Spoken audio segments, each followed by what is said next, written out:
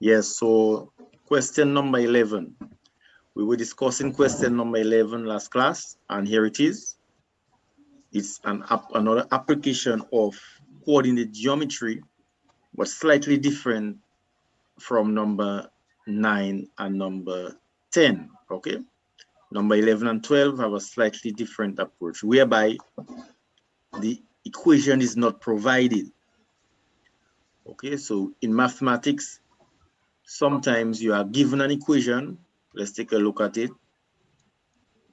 Let's take a look at number 9. Example of number 9. So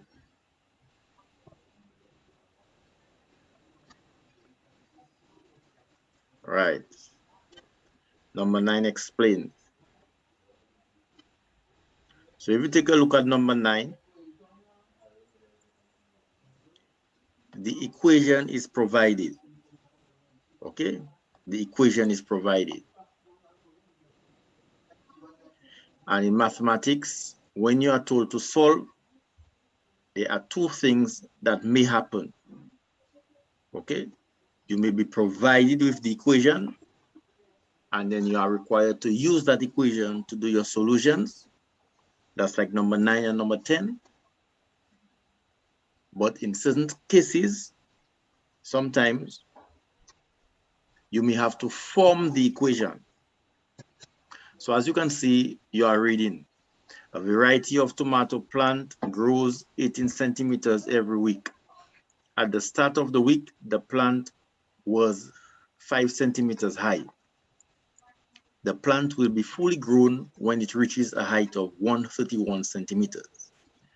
Write a linear equation, okay, that represents the height each of the plant after 2 weeks.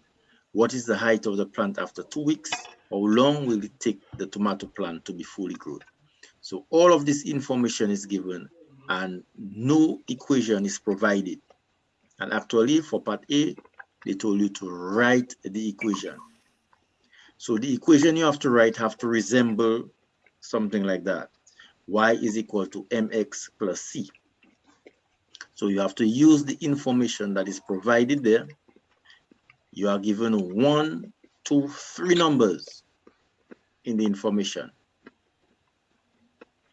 One must be the M, one must be the C, and the other one probably for something else. But from those 3, you have to try to pick out which one is the M and which one is the C. Now, how to do that? We have to pay attention to the wording, definitions. Remember, gradient is associated to the word rate of change per unit change of the X. The y-intercept, when you hear words like initial, start, beginning, that's when X is equal to 0, then you know that's a hint. You are talking about the y-intercept. So when you read it and you say, well, a variety of tomato plant grows 18 centimeters every week. Another word for every is per. 1 week. 18 is actually the gradient. 18 is the rate, gradient, grow increases 18 every 1 week. From that, you can actually see, well, 18 will be the y variable, is height. And then when you read on further, when you read yourself, week in time, independent variable. So this looks like the gradient.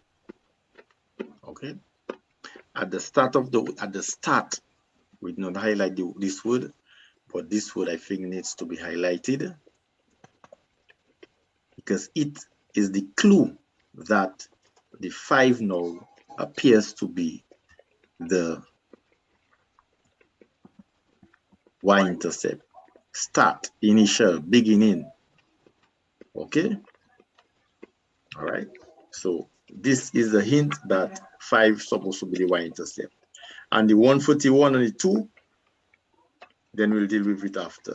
So let's move on to an example.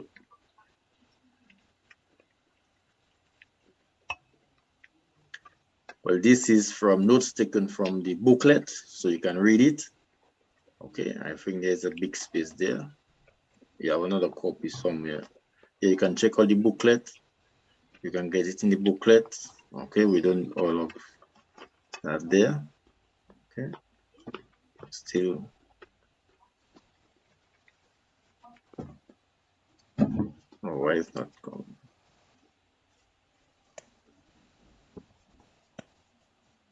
Okay.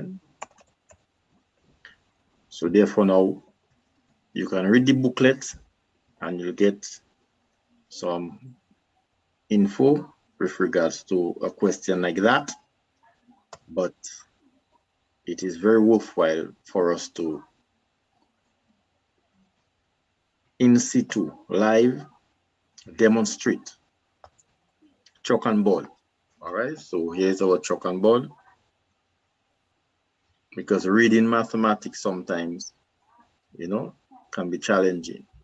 So we formulated an example similar to the one above, whereby if you read, you will not see any equation. A variety of pepper plant grows 23 centimeters every week.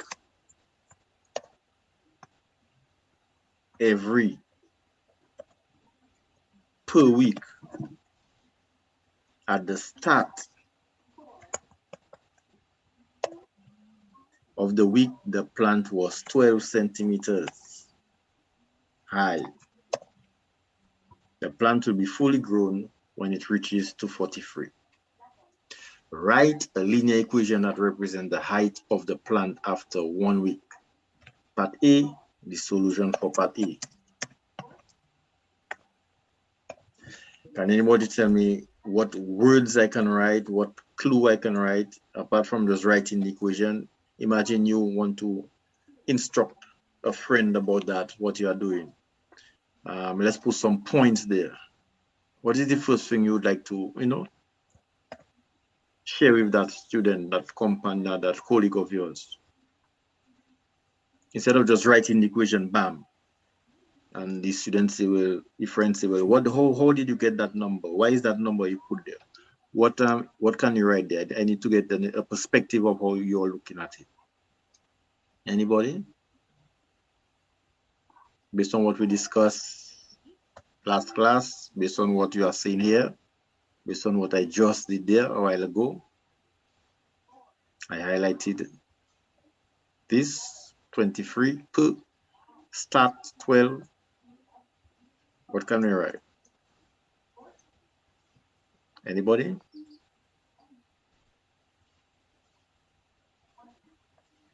Hello? So you identify the variables. We identify the variables. Okay, let's identify the variables. Right, because when doing it this way, what you say is valid, I always say that whatever you say is valid, not if you correct or right or wrong. Whatever you say, I'm using it now to help to create a discussion. You're looking at it that way. All right, let's look at the variables. Let's identify the variables. What are the variables?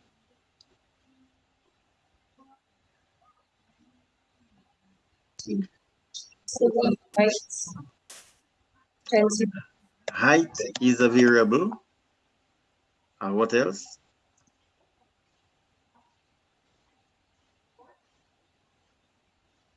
Height is a variable. What else?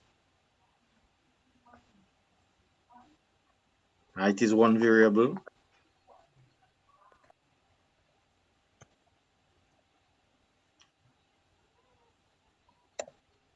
We need two variables there. Height and what? Time is a variable. Time is a variable. What letter will height assume? We are accustomed with y is equal to mx plus c. Let's write it there.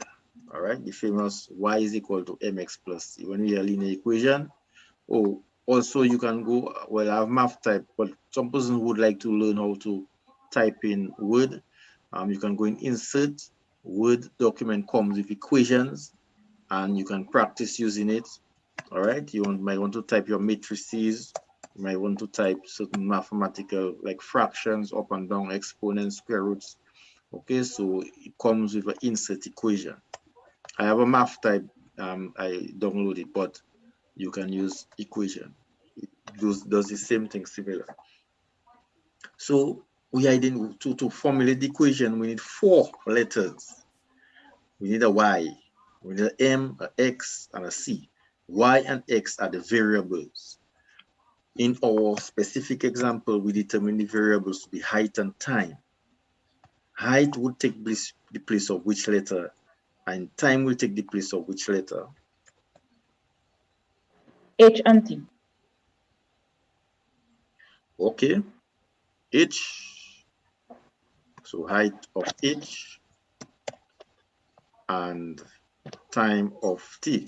So you see, that's why now sometimes I didn't phrase the question properly. That's not what I was thinking, but what you said is valid, H and T.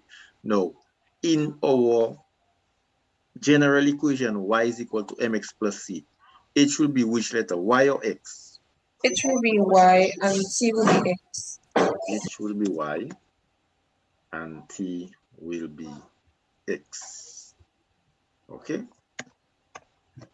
I had something pre-planned, but I erased it and I say, let's start from scratch. Let's hear what you all are saying. So now we have identified our variables. So we know we have to have H is equal to something T plus something. What can we see there? What can we write there? So we have identified who is Y is H. We have identified who is X is T. What next we need to identify?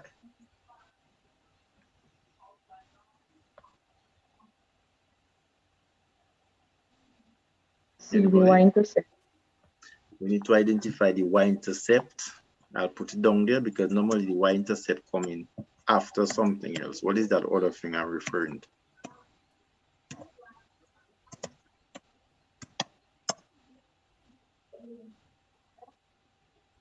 The y-intercept is C.